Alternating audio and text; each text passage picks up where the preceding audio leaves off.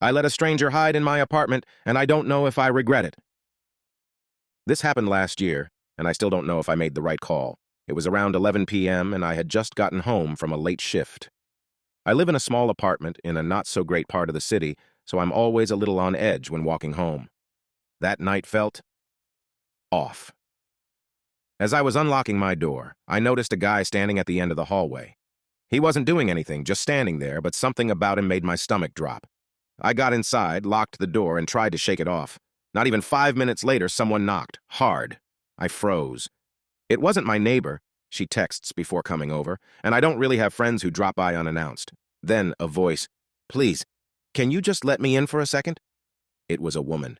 She sounded out of breath, almost panicked. I looked through the peephole, and there she was, maybe mid-20-ish, wide eyes glancing down the hall like she was being followed. Stupid move, but I cracked the door open just a little and asked her what is going on. She whispered that there's a guy. He's been following her since she left the train. She didn't know where else to go from there. That's when I realized. The guy I saw earlier. My heart was racing, but I stepped aside and let her in. I locked the door immediately, turned off the lights, and we just stood there in the dark, listening. A few seconds later, heavy footsteps passed my door. Slow, like someone was looking for something.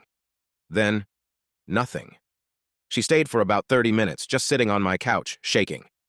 I offered her water, and we barely talked. Eventually, she called a friend to come pick her up. When she left, she just said thank you and disappeared down the hall. I never saw her again.